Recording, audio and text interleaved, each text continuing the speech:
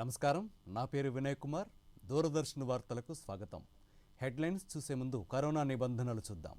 Corona నియంత్రించేందుకు ప్రతి ఒక్కరూ మాస్కును తప్పనిసరిగా ధరించాలి. ముక్కు, నోరు కప్పి ఉంచేలా సరైన పద్ధతిలో మాస్కును ధరించాలి. తరచూ చేతులను శుభ్రం చేసుకోవాలి. వ్యక్తిగత పరిశుభ్రతను పాటిస్తూ సురక్షిత దూరాన్ని తప్పక పాటించాలి. అర్హులందరూ వ్యాక్సిన్ వేయించుకోవాలి. నిబంధనలు పాటిద్దాం, కరోనాను జయిద్దాం. హెడ్లైన్స్ చూద్దాం.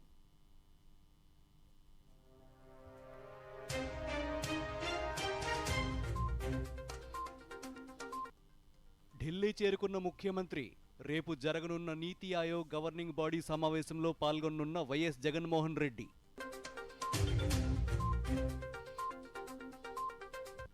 హిందూజా నేషనల్ థర్మల్ ప్రాజెక్టుకు సంబంధించి మీడియాలో వస్తోన్న వార్తల్లో వాస్తవాలు లేవన్న special chief secretary Vijayawada media సమావేశంలో వెల్లడి.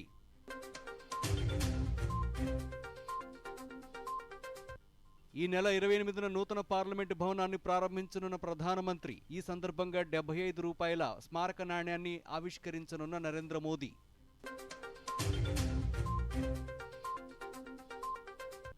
అమరావతిలో పేదలకు ఇళ్ల పట్టాల పంపిణీ కార్యక్రమం చేపట్టిన ముఖ్యమంత్రి. సిఆర్డీఏ పరిధిలో 50,700 మంది పేదలకు ఇళ్ల పట్టాలు పంపిణీ చేసిన వైఎస్ జగన్మోహన్ రెడ్డి.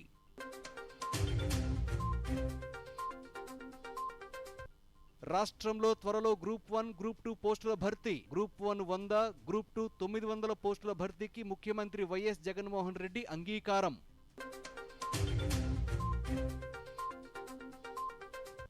ప్రధానమంత్రి మన్ కీ బాత్ కార్యక్రమం ఈ నెల 28వ తేదీ ఆదివారం ఉదయం 11 గంటలకు తెలుగు అనువాదం వెనువెంటనే దూరదర్శన్ సప్తగిరి, యాదగిరిలో ప్రసారం. డీటెయిల్స్ చూద్దాం. జార్ఖండ్ పర్యటనలో ఉన్న రాష్ట్రపతి ద్రౌపది ముర్మును ప్రభుత్వం ఘనంగా సత్కరించింది.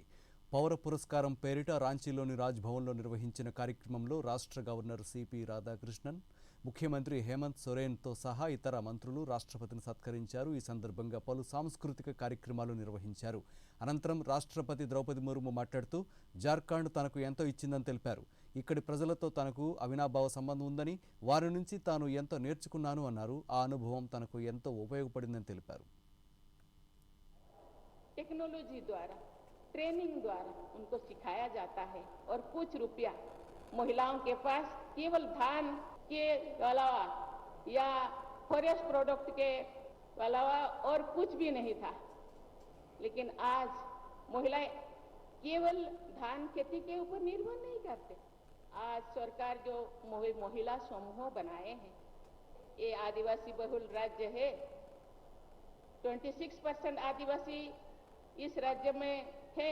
उसका 50% आप बोले तो मुझे लगता है 1 करोड़ से ज्यादा आदिवासी रहते हैं इस झारखंड में, लेकिन आधा है महिलाएं. ये महिला सशक्त है. सभी देशवासियों की ओर से मैं भगवान बिरसा की जन्मस्थली तथा क्रांतिकारियों की बलिदान स्थली खूंटी की प्रति मैं नमन करती हूँ. ये पवित्र माटी धरती के मिट्टी को मैं अपने सर में लगाना चाहती हूँ. मुझे हमेशा ये सोचकर आश्चर्य होता है कि कुल 25 वर्ष से भी कम अवधि के अपने जीवन काल में भगवान बिरसा मुंडा ने क्या नहीं किया. विश्व के सबसे बड़े साम्राज्यों की चुनौती को देते हुए भगवान बिरसा ने गर्जना की थी, अबुआ राज एटे जाना, महारानी राज टूटे जाना. अर्थात हमारा राज शुरू हुआ और महारानी विक्टोरिया की राज अंत हुआ. ఈ నెల 28న చారిత్రాత్మక నూతన పార్లమెంటు భవనం ప్రారంభించనున్న విషయం తెలిసిందే. ఈ నేపథ్యంలో 75 రూపాయల నాణ్యాన్ని విడుదల చేయనున్నట్లు కేంద్ర ఆర్థిక మంత్రిత్వ శాఖ తెలిపింది. ఈ స్మారక నాణ్యం భారతదేశానికి 75 సంవత్సరాల స్వాతంత్ర్య వేడుకలను పురస్కరించుకుని ముద్రించినట్లు తెలిపింది. ఆదివారం ప్రధానమంత్రి నరేంద్ర మోదీ చేతుల మీదుగా ఈ నాణ్యాన్ని ఆవిష్కరించనున్నట్లు పేర్కొంది. 75 రూపాయల నాణ్యానికి ఒకవైపు అశోక స్తంభం, దాని కింద సత్యమేవ జయతే అని పేర్కొన్నారు. ఎడమవైపు దేవనాగరి లిపిలో భారత్, కుడివైపున ఆంగ్లంలో భారత్ అని రాశారు. నాణ్యానికి ఎగువ అంచున దేవనాగరి లిపిలో సంసద్ సంకుల్, దిగువ అంచున ఆంగ్లంలో పార్లమెంట్ కాంప్లెక్స్ అనే పదాలు లిఖించారు. నాణ్యం 44 మిల్లీమీటర్ల వ్యాసంతో వృత్తాకారంలో ఉంటుంది. 35 గ్రాముల బరువైన నాణెం 4 భాగాల మిశ్రమంతో తయారైంది. దీనిలో 50% వెండి, 40% రాగి, 5% నికెల్, 5% జిప్సం ఉన్నాయి. ముఖ్యమంత్రి వైఎస్ జగన్మోహన్ రెడ్డి ఢిల్లీ చేరుకున్నారు. రేపు ఢిల్లీలో జరగనున్న నీతి ఆయోగ్ గవర్నింగ్ బాడీ సమావేశంలో ముఖ్యమంత్రి పాల్గొనున్నారు. ఈ సందర్భంగా ఢిల్లీ చేరుకున్న ముఖ్యమంత్రి జగన్మోహన్ రెడ్డికి ఢిల్లీలో వైసీపీ ఎంపీలు స్వాగతం పలికారు. రాష్ట్రంలో జరుగుతున్న అభివృద్ధి, వైద్య, ఆరోగ్య, విద్య, వ్యవసాయం, పరిశ్రమలు, ఉపాధి తదితర రంగాల్లో మౌలిక వసతుల కల్పన, ప్రజలకు మరింత సేవ చేసే లక్ష్యాలను సమావేశంలో ముఖ్యమంత్రి వివరించనున్నారు. గడిచిన 4 ఏళ్లుగా చేపట్టిన పలు కార్యక్రమాలను నీతి ఆయోగ్ భేటీలో వివరించనున్నారు. ఇక రాష్ట్రంలో కులమతాలు, పార్టీలకు అతీతంగా సంక్షేమ పథకాలు అమలవుతున్నాయని రాష్ట్ర ఉప ముఖ్యమంత్రి నారాయణస్వామి పేర్కొన్నారు. చిత్తూరులో ఆయన మీడియాతో మాట్లాడుతూ గడప గడపకు కార్యక్రమంలో భాగంగా ప్రజా సమస్యలు తెలుసుకుంటూ నియోజకవర్గంలో పర్యటిస్తున్న సమయంలో పూతలపట్టు ఎమ్మెల్యే ఎంఎస్ బాబు తనను అవమానించేలా గ్రామాన్ని ఖాళీ చేపిస్తున్నారు అన్నారు. ఈ అంశంపై న్యాయస్థానాలను సంప్రదిస్తామని నారాయణస్వామి వెల్లడించారు. డిమాండ్ చేస్తుంది. ఖచ్చితంగా ఆ గ్రామాలపైన ఎస్సీ ఎస్టీ యాక్ట్ పెట్టి తీరాలి. కూడా 75 సంవత్సరాలు అయిపోయి ఒక ఎమ్మెల్యే ఒక మంత్రి అయితే రాష్ట్రం వ్యాప్తంగా ఎస్సీ ఎస్టీలు ఉండే నియోజకవర్గాల్లో అందరూ ఓటేస్తేనే, ఒక ఎస్సీలు వేస్తేనే నేను గెలవాల. ఒక ఎమ్మెల్యే అయినప్పుడు, మంత్రి అయినప్పుడు ఏ పార్టీలో గెలిచినా ఆ నియోజకవర్గానికి రిప్రజెంటేటివ్స్ మేము. వాళ్ళు ఖచ్చితంగా వాళ్ళపైన మీ ద్వారా నేను పెద్ద మేధావులు కూడా డిమాండ్ చేస్తున్నాను. అన్ని జాతులను ఒక పక్కగా తీసి మా పైన చతుర్థాన్ని పెంచినారు. అది జగన్మోహన్ రెడ్డి వచ్చినాక ఆ చతుర్థం పూర్తిగా పోయింది. ఇది జరుగుతూ ఉండదు, ఇంతకుముందు జరగలేదనే మాట. వన్ వాయిస్, ప్రతి ఒక్కరూ ఒకే మాటతో మాట్లాడే సంస్కృతి అంటరాని తనం పోతూ ఉంది దేశంలో. రాష్ట్రంలో కులగణన చేసేందుకు తొలి అడుగు పడిందని రాష్ట్ర సమాచార పౌర సంబంధాల శాఖ మంత్రి చెల్లుబోయిన శ్రీనివాస వేణుగోపాలకృష్ణ వెల్లడించారు.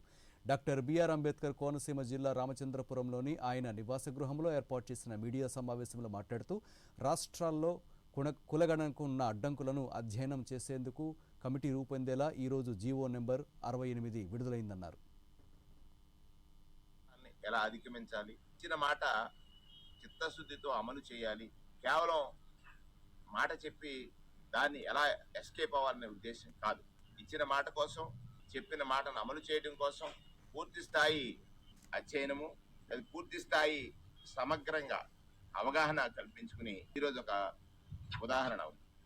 ఈ రాష్ట్రంలో సమగ్ర కులగణన జరిపించడానికి ముఖ్యమంత్రి గారు సుముఖంగా ఉన్నారని, ఈ రాష్ట్రంలో కులగణనకు తొలి అడుగు, రాష్ట్రంలో కులగణనకు తొలి అడుగుగా ఒక కమిటీని కాన్స్టిట్యూట్ చేసి క్యాస్ట్ సర్వే చేయడానికి ముఖ్యమంత్రి గారు ఈరోజు ఒక జీవోని విడుదల చేయడం జరిగింది. ఈ జీవోలో వివిధ రాష్ట్రాల్లో వారికి ఎదురైనటువంటి న్యాయపరమైనటువంటి చిక్కులేమిటి, ఆ చిక్కుల్ని ఎలా అధిగమించి ఈ రాష్ట్రంలో కులగణన చేపట్టాలి అనే అంశాన్ని ఈరోజు జీవో ద్వారా, జీవో నెంబర్ 68 ద్వారా, ఇది ప్రత్యేకించి బీసీలకు కానీ, ఎస్సీలకు కానీ, ఎస్టీతనంలో ఉన్న ఆ కులాల్లో వెనుకబాటుతనంలో ఉన్న వారికి ఎలా ప్రభుత్వం మరిన్ని సంక్షేమ పథకాలు రచించి అమలు చేయాలనేటువంటి. ప్రధానమంత్రి ఉజ్వల పథకం మహిళల వంటింటి కష్టాలను తీరుస్తోంది. ముఖ్యంగా పేదరిక రేఖకు దిగువన ఉన్న కుటుంబాలకు చెందిన వారికి ఎల్పీజీ కనెక్షన్లు అందించే ఈ పథకం రాష్ట్రంలోని గుంటూరు జిల్లాలో విజయవంతంగా అమలవుతోంది. 2016లో ప్రారంభించిన ఈ పథకం దేశవ్యాప్తంగా పేదలకు అందుబాటులోకి వచ్చింది. గుంటూరు జిల్లాలో అమలవుతున్న ప్రధానమంత్రి ఉజ్వల పథకం విశేషాలను ఇప్పుడు చూద్దాం.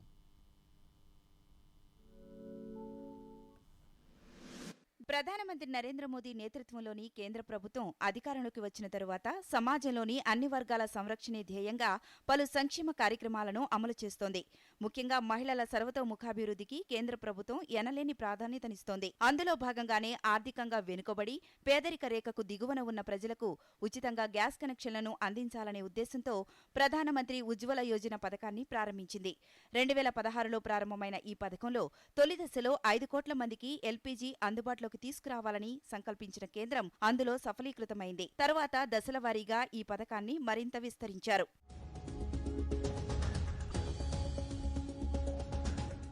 రాష్ట్రంలో గుంటూరు జిల్లా వ్యాప్తంగా నిరుపేద కుటుంబాలకు చెందిన మహిళలు ప్రధానమంత్రి ఉజ్వల్ పథకం కింద ఎల్పీజీ కనెక్షన్లు పొందారు. గతంలో తాము పడ్డ బాధల నుండి ఈ పథకం తమను బయటపడేసిన విధానాన్ని వారు దూరదర్శన్తో పంచుకున్నారు. ఈ ఉజ్వల వచ్చిన తర్వాత మంచిగా గ్యాస్ వెలిగించుకోవటం చేయటం, అంతకుముందు కట్టెలు వెలిగించుకునేవాళ్ళం. ఇప్పుడు బాగా ఉంది, సంతోషంగా ఉంది. ఆడవాళ్ళకి పెద్ద ఇబ్బంది లేదు. సంవత్సరానికి 6 ఏమో వస్తున్నాయండి. మేము 5 దాకా వాడుకుంటున్నాం. కనెక్షన్ ఇది చాలా పేదోళ్ళందరికీ ఉపయోగపడుతుంది. చాలా మంచిగా ఉంది. ఉజ్వల పథకంలో ఈ గ్యాస్ కనెక్షన్ దొరికినందుకు నరేంద్ర మోడీ గారికి శుభాకాంక్షలు చెప్తున్నాను. నాకు 2016లో ఉజ్వల్ పథకం కింద నరేంద్ర మోడీ గారు గ్యాస్ సిలిండర్ ఇచ్చారు. సబ్సిడీ పథకం ఇచ్చినందుకు నరేంద్ర మోడీ గారికి మా కుటుంబం తరఫున ధన్యవాదాలు తెలియజేస్తున్నాం. మహిళలు ₹1 కూడా ఖర్చు పెట్టకుండా gas connection, gas stove, gas cylinder, safety rubber tube, HPC, BPC, IOC వాళ్ళందరూ కూడా కేంద్ర ప్రభుత్వం తరఫున అంటే గ్యాస్ కాస్ట్ మరియు గ్యాస్ స్టవ్, రబ్బర్ ట్యూబ్ ఇది కూడా అమౌంట్ లెక్కలోకి తీసుకొని డబ్బులు తీసుకోకుండా వాళ్ళకు వచ్చే సబ్సిడీలో నెలవారీ కంతుల ప్రకారం తీసుకున్నారు. అంటే పేద ప్రజలు సెక్యూరిటీ డిపాజిట్ కట్టలేరు కనుక ఆ డిపాజిట్ ను మాత్రం కంప్లీట్ గా ఫ్రీగా కేంద్ర ప్రభుత్వమే చెల్లించింది. ఎవరైతే దారిద్ర్య రేఖకు దిగువన ఉన్నారో ఈ బీపీఎల్ ఫ్యామిలీకి మాత్రమే ఈ పథకం వర్తిస్తుందండి. కేంద్ర ప్రభుత్వం ఈ అవకాశాన్ని ఇవ్వడం వల్ల కోట్లాది మంది ఈ పథకం ద్వారా కేంద్ర ప్రభుత్వం తరపున 3 ప్రధాన గ్యాస్ కంపెనీలు 100% సబ్సిడీతో గ్యాస్ కనెక్షన్ ఇస్తున్నాయని, పేదరిక రేఖకు దిగువన ఉన్న మహిళల ఆరోగ్యానికి ఈ పథకం భరోసా ఇస్తోందని అధికారులు చెబుతున్నారు. ఎన్టీఆర్ శత జయంతి సందర్భంగా ఈ సంవత్సరం మహానాడు ఇప్పటి వరకు కని విని ఎరుగని రీతిలో నిర్వహిస్తున్నామని మాజీ మంత్రి దేవినేని ఉమామహేశ్వరరావు తెలిపారు. రాష్ట్రం మొత్తం రేపు జరిగే మహానాడు కోసం ఎదురుచూస్తున్నారని, మహానాడుకు తరలివచ్చే లక్షలాది మందికి ఏర్పాట్లు పూర్తి చేశామన్నారు. నియోజకవర్గంలో గ్రామాలు, మండలాలు, నియోజకవర్గం మొత్తం కూడా వేలాది మంది తరలివచ్చే విధంగా అన్ని వాహనాల ద్వారా బండు టన్నులు కూడా లెక్క పెట్టకుండా 15,000 మంది పైగా నియోజకవర్గం వచ్చే విధంగా ఏర్పాట్లు చేసుకుంటా ఉన్నారు. చాలా సంతోషం. అందరినీ మనస్ఫూర్తిగా అభినందిస్తున్నా. మే 24న ఆర్టీసీ ఎండీకి రాష్ట్ర వ్యాప్తంగా తెలుగువారి పండుగ ఆత్మగౌరవం తెలుగు జాతి విఖ్యాత నట సార్వభౌముడు ఎన్టీ రామారావు గారి పుట్టినరోజు మహానాడు మే 27, 28 జరుగుతూ ఉంది. వాహన సదుపాయం, బస్ సదుపాయం ఏర్పాటు చేయమని రాష్ట్ర అధ్యక్షులు అచ్చెన్నాయుడు గారు ఆర్టీసీ ఎండీ గారికి ఉత్తరం రాసినప్పటికీ కూడా, అదేవిధంగా ఇన్ఛార్జిగా ముఖ్య నాయకులందరూ కూడా అడిగినప్పటికీ కూడా ఎక్కడ డిపో మేనేజర్స్ కానీ, రీజనల్ మేనేజర్స్ కానీ, సంబంధిత ఉన్నతాధికారులు కానీ ఎవరో కూడా స్పందించట్లా. ఇక్కడ ముఖ్యమంత్రి సభకేమో వేలాది బస్సులు తరలిస్తూ ఉన్నారు. ప్రతి సభ, ఇప్పుడు అమరావతిలో జరిగిన సభకు కూడా వేలాది మంది. ఇంకా ఎన్ని రోజులు రాష్ట్ర ప్రజలు చూడాలో. అమరావతి పరిధిలోని సిఆర్డీఏ ప్రాంతంలో ఉన్న R5 జోన్లో ఈరోజు లబ్ధిదారులైన పేదలకు ముఖ్యమంత్రి వైఎస్ జగన్మోహన్ రెడ్డి ఇంటి పట్టాలు పంపిణీ చేశారు. తుళ్లూరు మండలం వెంకటాయపాలెంలోని నిడమర్రు, కృష్ణాయపాలెం, నవలూరు, ఐనవోలు, మందడం, కురగల్లు, ఎర్రబాలెం, పిచ్చుకలపాలెం, బోరుపాలెం, నెక్కల్లు, అనంతవరం గ్రామాల్లో నవరత్నాలు పేదలందరికీ ఇళ్లు పథకంలో భాగంగా ఎన్టీఆర్, గుంటూరు జిల్లాలకు చెందిన లబ్ధిదారులకు ఇళ్ల స్థలాలు ఇచ్చారు. దీనికోసం 1402 ఎకరాలను సిద్ధం చేసిన విషయం తెలిసిందే. మొత్తం 25 లేఅవుట్లలో 50,793 కుటుంబాలకు ప్లాట్లను ముఖ్యమంత్రి జగన్మోహన్ రెడ్డి అందించారు. అదేవిధంగా ఈ ప్రాంతంలో నిర్మించిన 5,024 టిడ్కో ఇళ్లను కూడా ముఖ్యమంత్రి లబ్ధిదారులకు అందజేశారు. ఈ సందర్భంగా వెంకటాయపాలెంలో నిర్వహించిన కార్యక్రమంలో ముఖ్యమంత్రి మాట్లాడుతూ, దేశ చరిత్రలోనే ఈ కార్యక్రమానికి ఓ ప్రత్యేకత ఉందన్నారు. పేదలకు ఇళ్ల పట్టాలు వద్దని కోర్టులకెక్కి అడ్డుకున్నారని, ప్రతిపక్షాలపై విమర్శలు గుప్పించారు. పేదల కోసం సుప్రీంకోర్టులో ప్రభుత్వమే న్యాయ పోరాటం చేస్తుందని తెలిపారు. ఇది పేదల విజయమని ముఖ్యమంత్రి అభివర్ణించారు. చెల్లెమ్మలకు ఈరోజు వాళ్ళ పేరు మీదనే ఇళ్ల స్థలాలు రిజిస్ట్రేషన్ చేసి ఇస్తా ఉన్న ఒక గొప్ప సందర్భం. 7 లక్షల నుంచి 10 లక్షల రూపాయలు విలువ చేసే ఇంటి స్థలం ఈరోజు నా పేద అక్క చెల్లెమ్మల పేర్ల మీద రిజిస్ట్రేషన్ జరగబోతా ఉంది అని చెప్పడానికి ఇంతకన్నా సంతోషం ఏముంటుంది అని అడుగుతా ఉన్నా. ఈరోజు మనం పేద అక్క చెల్లెమ్మలకు ఇక్కడ ఇస్తా ఉన్న ఇళ్ల స్థలాల ఈ పత్రాలు, ఇవి వాళ్ళకి ఇస్తా ఉన్న హక్కులు మాత్రమే కావు. ఇవి వారికి సామాజిక న్యాయ పత్రాలు కూడా. ఈరోజు ఈ అమరావతిలో ఇక మీదట నుంచి ఇదే అమరావతి ఇక మీదట ఒక సామాజిక అమరావతి అవుతుంది. ఈ అమరావతి ఇక మన అందరి అమరావతి అవుతుంది అని చెప్పడానికి కూడా గర్వపడతా ఉన్నా. మనవైన మంగళగిరి తాడికొండ నియోజకవర్గాల పరిధిలోని 1400 ఎకరాలలో 50,793 మంది నా అక్క చెల్లెమ్మలకు, నా పేద అక్క చెల్లెమ్మలందరికీ ఇళ్ల స్థలాలు ఈ రోజున నా అక్క చెల్లెమ్మల అందజేసే కార్యక్రమం. మొత్తం 25 లేఅవుట్లలో ఈ ఇళ్ల పట్టాలు ఇస్తా ఉన్నాం. మరో వారం రోజుల పాటు ఈ పండగ కార్యక్రమం జరుగుతుంది. మరో వారం రోజుల పాటు ప్రతి లేఅవుట్ దగ్గరికి వెళ్ళి ప్రతి అక్క చెల్లెమ్మను అక్కడికి తీసుకొని వెళ్ళి ఆ అక్క చెల్లెమ్మను ఆ లేఅవుట్లో పెట్టి ఆ అక్క చెల్లెమ్మలకు ఇళ్ల పత్రాలన్నీ ఇచ్చి ఆ అక్క చెల్లెమ్మను ఆ ఇంటి స్థలంలో నిల్చొని ఫోటో తీసుకొని చిక్కటి చిరునవ్వులతో జియో ట్యాగింగ్ కూడా కంప్లీట్ చేసి నెక్స్ట్ నా అక్క చెల్లెమ్మలకి ఇక్కడ ఇల్లు కట్టించే కార్యక్రమానికి బీజం కూడా ఈ వారం రోజుల్లో పడుతుంది అని చెప్పడానికి సంతోషపడతా ఉన్నా. రాష్ట్రంలో మరోసారి ఉద్యోగాల నియామకాల కోసం ప్రభుత్వం సిద్ధమైంది. కీలకమైన గ్రూప్ 1, గ్రూప్ 2కు సంబంధించి మొత్తం 1000 పోస్టులను భర్తీ చేయాలని నిర్ణయించింది. ఇందులో గ్రూప్ 1 పోస్టులు 100 కాగా గ్రూప్ 2 పోస్టులు 900 ఉన్నాయి. ఈ మొత్తం పోస్టుల భర్తీకి ముఖ్యమంత్రి జగన్మోహన్ రెడ్డి అంగీకారం తెలిపారు. ఈ పోస్టులకు అతి త్వరలోనే ఆంధ్రప్రదేశ్ పబ్లిక్ సర్వీస్ కమిషన్ నోటిఫికేషన్లు విడుదల చేయనుంది. ఈ మేరకు ముఖ్యమంత్రి గురువారం ఉదయం గ్రూప్ 1, గ్రూప్ 2 పోస్టుల భర్తీపై అధికారులతో సమీక్ష నిర్వహించారు. ఈ పోస్టులకు సంబంధించి ఇప్పటికే వివిధ శాఖల నుంచి ఖాళీలు వివరాలు అడిగి తెప్పించుకున్నామని అధికారులు ముఖ్యమంత్రికి వివరించారు. త్వరితగతిన ఈ పోస్టులను భర్తీ చేయాలని ముఖ్యమంత్రి అధికారులను ఆదేశించారు.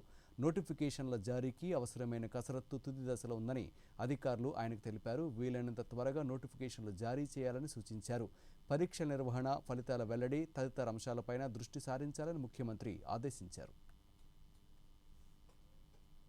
శ్రీకాకుళం పార్లమెంట్ సభ్యునిగా 3 దశాబ్దాల కాలం పనిచేసి జాతీయ స్థాయిలో ప్రత్యేక గుర్తింపు పొందిన సీనియర్ పార్లమెంటు సభ్యులు బొడ్డేపల్లి రాజగోపాలరావు నేటి తరానికి స్ఫూర్తిగా నిలిచారని ఆంధ్రప్రదేశ్ రాష్ట్ర శాసన సభాపతి తమ్మినేని సీతారాం అన్నారు. శ్రీకాకుళం జడ్పీ సమావేశ మందిరంలో ఏర్పాటు చేసిన బొడ్డేపల్లి రాజగోపాలరావు శత జయంతి కార్యక్రమానికి స్పీకర్ హాజరయ్యారు. ఈ సందర్భంగా రాజగోపాలరావు శత జయంతి పోస్టర్స్ను ఆవిష్కరించారు. అనంతరం స్పీకర్ మాట్లాడుతూ 6 సార్లు శ్రీకాకుళం పార్లమెంట్ సభ్యునిగా ఎన్నికైన అరుదైన గొప్ప రాజకీయవేత్తగా, జిల్లా సమగ్రాభివృద్ధికి బాటలు వేసిన నేతగా చరిత్రలో రాజగోపాలరావు చిరస్థాయిగా నిలుస్తారన్నారు. ఏకైక నాయకుడు ఈ జిల్లాలో రాజగోపాలరావు. అందుకే నేను ఇవాళ చాలా స్పష్టంగా చెప్తున్నాను, ఆయన లాంటి ఆ జీవితం, ఆయన జీవిత విశేషం భవిష్యత్ రాజకీయాల్లో నూతనంగా రాజకీయాల్లోకి రావాలనుకున్నటువంటి వాళ్ళకి ఆయనది ఒక ఆదర్శవంతమైనటువంటి జీవితం, ఆదర్శంగా తీసుకోవాల్సినటువంటి అవసరం ఉంది. కాబట్టి అంత గొప్ప ఆదర్శవంతంగా ఉన్నాడు. కాబట్టి ఎన్ని తడవులుగా ప్రజలు, శ్రీకాకుళం జిల్లా ప్రజలు అనేక దీంట్లో ఆయన్ని గెలిపించారు. కాబట్టి ఇవన్నీ కూడాను ఒక గొప్ప ఆదర్శవంతమైన వ్యక్తి. ఆ వ్యక్తి జీవితం అందరికీ ఆదర్శం కావాలి. ముఖ్యంగా నూతనంగా రాజకీయాల్లోకి అడుగు పెట్టాలనుకున్నటువంటి వాళ్ళు రైట్ జగన్మోహన్ రెడ్డి గారికి మేము ఎప్పుడైతే చెప్పామో ఆయన వెంటనే అలాంటి ఇది లేకుండా క్లియర్ చేయమన్నారు. రాష్ట్ర చరిత్రలో కనీ విని ఎరుగని రీతిలో సిఆర్డీఏ పరిధిలో 50,793 మందికి ఇళ్ల పట్టాలు పంపిణీ చేసిన ఘనత ముఖ్యమంత్రి వైఎస్ జగన్మోహన్ రెడ్డికి దక్కుతుందని రాష్ట్ర పశుసంవర్ధక శాఖ మంత్రి డాక్టర్ సీదిరి అప్పలరాజు అన్నారు. శ్రీకాకుళంలో ఆయన మీడియాతో మాట్లాడుతూ ప్రతిపక్షాలు ఎన్ని అవరోధాలు సృష్టించినా, అమరావతి రైతులు దొంగ ఉద్యమాలు చేసినా ఇళ్ల పట్టాలు పంపిణీ చేసి ప్రజలకు పట్టం కట్టామన్నారు. పేదలకు ఇళ్లు పంపిణీ చేస్తుంటే వామపక్షాలు రోడ్డున పడి పోరాటాలు చేయటం వింతగా ఉందన్నారు. ప్రతిపక్షాలు ఎన్ని కుట్రలు చేసినా నవరత్నాల్లో జరిగే సంక్షేమాన్ని ఆపలేరు అన్నారు. పైబడి ఒకేసారి ఇళ్ల పట్టాలు డిస్ట్రిబ్యూట్ చేయటం అనేది యావత్ ప్రపంచం వీక్షిస్తూ ఉంది. ఏం జరుగుతుంది ఈరోజు అమరావతి, ఈ విశిష్టమైనటువంటి కార్యక్రమం అని వీక్షిస్తూ ఉంది. ఈ రాష్ట్రంలో ఉన్నటువంటి ప్రతిపక్ష పార్టీలన్నీ కలిసి పేదలకి ఇల్లు ఇవ్వాలా, ఇల్లు స్థలాలు ఇవ్వాలా, పేదలకు భూములు పంచాలని చెప్పి పోరాటాలు చేసేటటువంటి కమ్యూనిస్టులు సైతం అమరావతిలో పేదలకి ఇల్లు ఇవ్వకూడదని చెప్పి కోర్టుల చుట్టూ తిరగటం ఈ రాష్ట్రంలోనే చెల్లింది. పోరాటం చేసి ఈరోజు ప్రభుత్వం పేదల పక్షాన్ని నిలిచింది. జగన్మోహన్ రెడ్డి గారి విజయం, ఇది పేదల విజయం, ఆంధ్రప్రదేశ్ ప్రజల విజయం, పెట్టుబడిదారులకు వ్యతిరేకంగా జరిగినటువంటి పోరాటం. ఇది ఒక మాటలో చెప్పాలి అంటే ఈరోజు అమరావతిలో ఇళ్ల పట్టాల పంపిణీ అనేది పెట్టుబడిదారులకు వ్యతిరేకంగా జరిగినటువంటి ఒక పోరాటానికి నేతృత్వం వహించిందే జగన్మోహన్ రెడ్డి గారు. ఈ ప్రభుత్వం ఆంధ్ర విశ్వవిద్యాలయంలోని జనాభా లెక్కల పరిశోధన కేంద్రం వద్ద నూతనంగా ఏర్పాటు చేసిన జనాభా లెక్కల డిజిటల్ గడియారాన్ని కేంద్ర ఆరోగ్య కుటుంబ సంక్షేమ శాఖ డైరెక్టర్ జనరల్ ఎస్ఆర్ మీనా విశ్వవిద్యాలయం ఉపకులపతి పివిజిడి ప్రసాద్ రెడ్డితో కలిసి ప్రారంభించారు. ఈ సందర్భంగా ఎస్ఆర్ మీనా మాట్లాడుతూ జనాభా అవగాహనకు సంబంధించి పరిశోధకులతో పాటు సామాన్యులకు కూడా ఈ గడియారం ఉపయోగపడుతుంది అన్నారు. ఆంధ్ర విశ్వవిద్యాలయం vice chancellor PVGD Prasad Reddy మాట్లాడుతూ దేశంలో 10 సెకండ్లకు పెరుగుతున్న జనాభా లెక్కను ఈ డిజిటల్ గడియారం ద్వారా తెలుసుకోవచ్చని వివరించారు. The population of the state, so it is very useful for everyone, even research scholars, policy makers, students, so it is very useful, and today we are helpful for the research scholars and other persons. Nodal ministry, that is Ministry of Finance, Department of Expenditure. Clock చూసినట్లయితే in fact Andhra యూనివర్సిటీలో population research centre కూడా ఇక్కడ ఉంది. And ఈ population research centre 1977లో establish అయ్యి as it ఈస్గా ఈ digital క్లాక్లో చూసినట్లయితే మీరు అది ఎవ్రీ 10 సెకండ్స్కి కూడా కంట్రీ వైడ్ పాపులేషన్ ఎలా చేంజ్ అవుతుంది డిజిటల్గా కనిపిస్తూ ఉంటుంది. అది ఎస్పెషల్లీ రీసెర్చ్ స్టాటిస్టిక్స్లో కూడా చూసినట్లయితే లాస్ట్ ఇయర్ తీసుకున్నటువంటి డెసిషన్ ఏంటంటే నెంబర్ ఆఫ్ సెక్షన్స్ని డబుల్ చేస్తారు. స్టాటిస్టిషియన్స్ డిమాండ్ బాగా పెరిగినటువంటి నేపథ్యంలో ఆంధ్ర యూనివర్సిటీలో ఉన్నటువంటి department double the number of students అంటే 2 సెక్షన్స్ని ఇంట్రడ్యూస్ చేయడం జరిగింది. అలాగే నెంబర్ ఆఫ్ స్కాలర్స్ని కూడా ఇంక్రీజ్ చేస్తున్నాము. ఇప్పుడే మీనా గారు హిందూజా నేషనల్ థర్మల్ ప్రాజెక్టుకు సంబంధించి మీడియాలో వస్తున్న వార్తల్లో వాస్తవాలు లేవని రాష్ట్ర ఇంధన ప్రత్యేక కార్యదర్శి కె విజయానంద్ అన్నారు. ఈ మేరకు ఆయన విజయవాడలో నిర్వహించిన మీడియా సమావేశంలో మాట్లాడారు. హిందూజా సంస్థ విద్యుత్ కొనుగోలుకు సంబంధించి 1994లో ఎలక్ట్రిసిటీ బోర్డుతో ఒప్పందం చేసుకుంది అన్నారు. ఆ ఒప్పందం 2001కి మురిగిపోయిందన్నారు. విద్యుత్ కొనుగోలుకు సంబంధించి అనుమతులు ఇవ్వడం విద్యుత్ శాఖ పరిధిలో ఉంటుంది అన్నారు. కంపెనీ ఏదైతే ఉందో అది 1994లోనే అప్పటి ఎలక్ట్రిసిటీ బోర్డుతో ఒక ఒప్పందం చేసుకున్నారు. పీపీఏ, పవర్ పర్చేజ్ అగ్రిమెంట్ చేసుకున్నారు. తర్వాత 1998లో ఆ పీపీఏని రివైజ్ చేసి 1040 మెగావాట్లు మేము కన్స్ట్రక్ట్ చేస్తాము అని చెప్పి అగ్రిమెంట్లో వాళ్ళు పేర్కొనడం జరిగింది. తర్వాత 2010లో వాళ్ళు ఫైనాన్షియల్ క్లోజర్ చేసుకొని 5545 కోట్లు 5.33 crores per megawatt వాళ్ళు ఫైనాన్షియల్ క్లోజర్ కూడా చేసుకోవడం జరిగింది. ఈ క్రోనాలజీ ఈవెంట్స్ అంతా ఒక 1000 మెగావాట్లకి బిడ్డింగ్ కూడా పిలిచారు. పిలిచి ₹3.60తో అగ్రిమెంట్స్ కూడా ఎంటర్ చేసుకోవడం జరిగింది. 2016 జూలైలో వాళ్ళు సెకండ్ యూనిట్ కూడా స్టార్ట్. ఆగస్టు 2016లో రెగ్యులేటరీ కమిషన్ వాళ్ళ టారిఫ్ యూనిట్ ₹3.82 చొప్పున నిర్ధారించి 2,828 మిలియన్ యూనిట్లు పర్ ఇయర్ తీసుకోండి అని చెప్పి ఎలక్ట్రిసిటీ రెగ్యులేటరీ కమిషన్ కూడా పర్మిషన్ ఇవ్వడం జరిగింది. ఫిక్స్డ్ ఛార్జెస్ చెల్లించక తప్పదు. Commission is with in the merit order dispatch in the event the respondent power declared available by the petitioner. వాటి ఆధారంగా ఏదైతే మనము ఒక పవర్ పర్చేజ్ అగ్రిమెంట్ ఏదైతే ఎలక్ట్రిసిటీ రెగ్యులేటరీ కమిషన్ ఫైనల్ గా మనకు డైరెక్ట్ చేసిందో ఆ పవర్ పర్చేజ్ అగ్రిమెంట్ ప్రకారము ఫిక్స్డ్ ఛార్జెస్ చెల్లించడం జరిగింది. ప్రస్తుత కాలానికి అనుగుణంగా ప్రభుత్వ వ్యవస్థలు మారాలని ప్రధానమంత్రి నరేంద్ర మోదీ సూచించారు. అస్సాం రాజధాని గౌహతిలో జరిగిన రోజ్గార్ మేళాలో ఆయన వర్చువల్గా పాల్గొని ఉద్యోగాలు పొందిన 44,700 మందికి నియామక పత్రాలను అందించారు. ఈ సందర్భంగా అభ్యర్థులను అభినందించారు. ఆజాదీ కా అమృత్ కాల్లో దేశాన్ని అభివృద్ధి చెందిన దేశంగా మార్చడానికి మనమందరం కృషి చేయాలని పేర్కొన్నారు. వచ్చే 25 ఏళ్ల కాలాన్ని సేవా కాల్గా ప్రధానమంత్రి అభివర్ణించారు.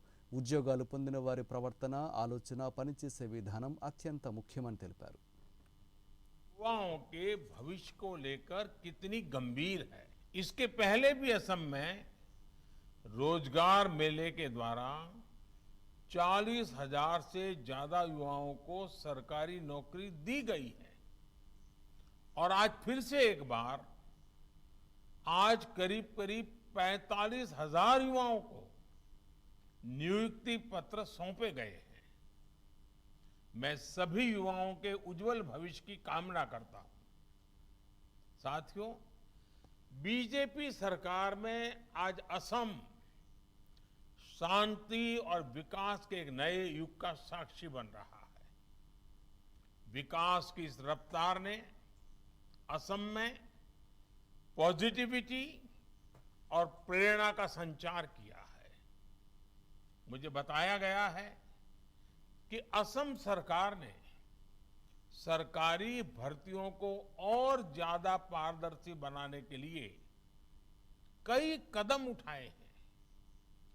विभिन्न विभागों में भर्ती प्रक्रिया को पूरा करने के लिए असम सीधी भर्ती आयोग बनाया गया है। पहले की प्रक्रिया में हर विभाग में अलग अलग नियम होते थे। इससे कई बार भर्तियां समय पर पूरी नहीं हो पाती थी। उम्मीदवारों को भी अलग अलग विभागों के पदों के लिए अलग अलग परीक्षाओं में शामिल होना पड़ता था। अब इन सारी प्रक्रियाओं को बहुत आसान बना दिया गया है। इसके लिए నరేంద్ర మోదీ ప్రభుత్వం 9 ఏళ్లు పూర్తి చేసుకున్న సందర్భంగా కాంగ్రెస్ పార్టీ అడిగిన 9 ప్రశ్నలు పెద్ద అబద్ధపు మూటలని బీజేపీ ఎంపీ రవిశంకర్ అన్నారు. ఢిల్లీలో నిర్వహించిన మీడియా సమావేశంలో ఆయన మాట్లాడుతూ ఇది కాంగ్రెస్ సిగ్గులేనితనానికి పరాకాష్ఠ అన్నారు. ఆర్థిక వ్యవస్థపై కాంగ్రెస్ వ్యాఖ్యలు హాస్యాస్పదంగా ఉన్నాయన్నారు. కరోనా సంక్షోభాన్ని దేశం ఎదుర్కొన్న తీరు ప్రపంచానికే ఆదర్శంగా నిలిచిందన్నారు. వ్యాక్సిన్పై అడుగడుగున ప్రచారం జరుగుతుంటే రాహుల్ గాంధీ ఈ మధ్యనే వ్యాక్సిన్ వేయించుకున్నారని, ఇలాంటి వాళ్లు కరోనాను ఎదుర్కోవడంలో బీజేపీ విఫలమైందని చేసిన వ్యాఖ్యలను వారి విజ్ఞతకే వదిలేస్తున్నాను అన్నారు. आपको याद करना जरूरी है कि ये भारत में ही हो सका कि आपके मोबाइल पर आपको इंटीमेशन आता था कि आपका पहला डोज इस तारीख को यहां लगेगा। मैं एक ही आपको जानकारी देना चाहता हूं कि 14 में भारत की अर्थव्यवस्था $1 ट्रिलियन थी, अब $3.5 ट्रिलियन क्रॉस कर गई है। आज देश में 50 लाख करोड़ से ज्यादा विदेशी నూతన పార్లమెంట్ ప్రారంభోత్సవానికి అన్ని పార్టీలను ఆహ్వానించామని, అయితే దీనిపై కాంగ్రెస్ పార్టీ తన వైఖరిని ప్రదర్శిస్తూ అసత్యాలు చెబుతోందని బీజేపీ నాయకురాలు స్మృతి ఇరానీ అన్నారు. ఢిల్లీలో ఆమె మీడియాతో మాట్లాడుతూ కాంగ్రెస్ పార్టీతో పాటు ఆ పార్టీ మిత్రపక్షాలన్నీ రాష్ట్రపతి ద్రౌపది ముర్మును అవమానించాయని ఆమె పేర్కొన్నారు. కాంగ్రెస్ నేతలకు నాగరికత తెలియకుండా మాట్లాడుతున్నారని, కాంగ్రెస్ హిందూ ధర్మానికి వ్యతిరేకంగా ప్రవర్తిస్తోంది అని ఆమె అన్నారు. कि वो नंदी महाराज के विरुद्ध है। क्या कांग्रेस पार्टी का ये मानना है कि वो मठ के विरुद्ध है, मंदिर के ఉత్తరాఖండ్లోని టెహ్రీ జిల్లాలో ఉన్న నరేంద్ర నగర్లో G20 సదస్సు కొనసాగుతోంది. మొత్తం 3 రోజులు నిర్వహించే కార్యక్రమంలో రెండో రోజైన శుక్రవారం అవినీతి వ్యతిరేక కార్యవర్గం భేటీ అయింది. G20 దేశాలకు చెందిన 90 మంది ప్రతినిధులు ఈ సమావేశంలో పాల్గొన్నారు. మీడియా ప్రతినిధులను ఉద్దేశించి కేంద్ర రక్షణ పర్యాటక శాఖ సహాయ మంత్రి అజయ్ భట్ మాట్లాడుతూ ఈ సమావేశం నుంచి వెలువడే ఆలోచనలు అవినీతిపై పోరాటానికి ప్రపంచానికి మార్గాన్ని చూపుతాయన్నారు. అవినీతికి వ్యతిరేకంగా జరిగే పోరాటాన్ని అంతర్జాతీయ ప్రచారంగా తీసుకోవాల్సిన అవసరం ఉందని ఆయన పేర్కొన్నారు. భారతదేశం వసుదైక కుటుంబాన్ని విశ్వసిస్తుందని, ప్రపంచం మొత్తాన్ని ఒకే కుటుంబంలో చూస్తుందని భట్ అన్నారు. ఈ సమావేశంలో అంతర్జాతీయ అవినీతి నిరోధక యంత్రాంగం అనే అంశంపై ప్రతినిధులు చర్చిస్తారు. G20కి చెందిన విదేశీ ప్రతినిధులకు ఉత్తరాఖండ్ సంస్కృతి సంప్రదాయాలను పరిచయం చేసే పలు ప్రదర్శనలను ఏర్పాటు చేశారు.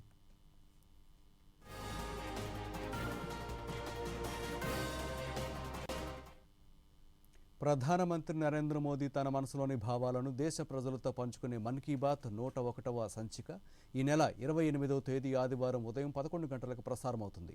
ప్రజలు తమ అభిప్రాయాలను నమో యాప్ ద్వారా కానీ స్వర సందేశాలనైతే 1800117800 నెంబరుకు ఈ నెల 26వ తేదీలోపు పంపవచ్చు.